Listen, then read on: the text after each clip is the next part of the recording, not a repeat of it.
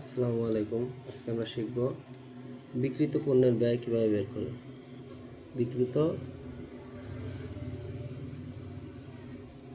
পণ্যের ব্যয় আর্থিক অবস্থার বিপরীতে বিক্রিত পণ্যের ব্যয় বের করার জন্য যেই ফর্মুলা মেনটেন করা হয় সেটা হলো, বিক্রিত পণ্যের ব্যয় বের করতে হলে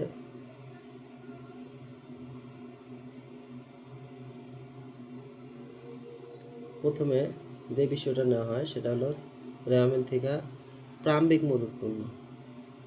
প্রারম্ভিক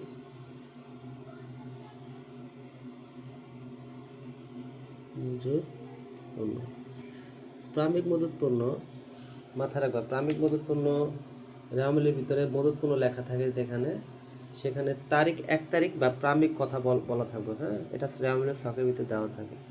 তারপর যেটা আসে সেটা হলো নিট ক্রয়। মানে নিট ক্রয় যদি আসে, নিট ক্রয়ের সাথে ক্রয়ের সাথে কিছু কাজ থাকে। যেমন নিট ক্রয় বের করতে হলে ক্রয় থাকে,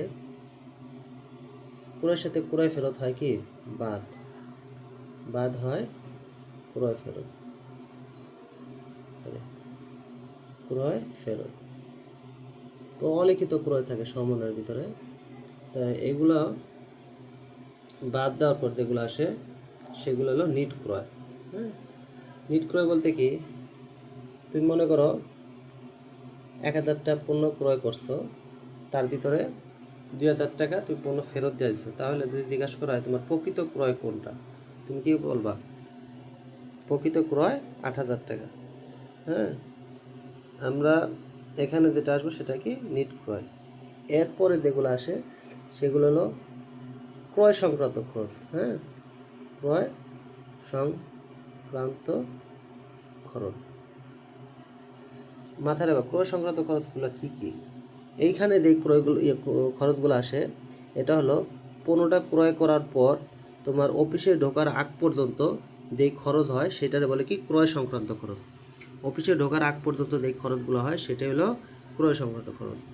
ক্রয় সংক্রান্ত খরচ আরেকটা, দেখো একটা জিনিস খেয়াল করো। তুমি একটা পণ্য ক্রয় করলা বা সাপোজ একটা ফোনই ক্রয় করলা, ফোনটার দাম হলো 10,000 টাকা। এখন তুমি যদি ফোনটা যাতায়াত খরচ দিছো, খাওয়া দাওয়া বাবদ খরচ দিছো, সব কিছু মিলে এই ফোনটার পিছিয়ে খরচ হচ্ছে টোটাল 2,000 টাকা। তাহলে তুমি যদি তুমি পণ্যটা বিক্রয় করো, সেই ক্ষেত্রে কি তুমি কি 10,000 টাকা বিক্রয় করবা? অবশ্যই তুমি 10,000 টাকা, তুমি 12,000 টাকার উপরে যেটা আসছে সেটা বিক্রয় করবা। কেননা ওইখানে এই পরিবহন খরচ, তার আনুষঙ্গিক যে খরচগুলো আছে সেগুলো যোগ করে তারপর তুমি মুনাফার আশায় যে মূল্যটা নির্ধারণ করবা। হ্যাঁ, এখানেও সেম ক্রয় সংক্রান্ত খরচ। ক্রয় সংক্রান্ত খরচ হলো এখানে পণ্যটা ক্রয় করার পর যেসব খরচ হয় সেটাই হলো কি ক্রয় সংক্রান্ত খরচ। যেমন পরিবহন খরচ থাকে,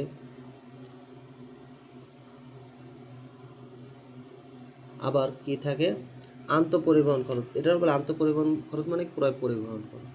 হ্যাঁ, তারপর আবার থাকে হলো তোমার ডক চার্জ, বিভিন্ন অনেক কিছু থাকে, সেগুলো যোগ করতে হয়। হ্যাঁ, মোট কথা ক্রয় সংক্রান্ত খরচ এগুলো সব যোগ করার পর আমাদের এই খরচটা থাকে, এটার সাথে বাদ হয় সমাপনী মজুত পণ্য। সমাপনী মজুত পণ্য মাথায় রাখবো। সমাপনী মজুত পণ্য সবসময় রেওয়া মিলের নিচে সমন্বয় যেটা থাকে সেখানে দেওয়া থাকে। তাহলে এগুলো সবগুলো যোগ বিয়োগ করার পর যেটা আসবে সেটাই কি, এইটাই হলো এগুলো হলো বিক্রিত পণ্যের ব্যয়।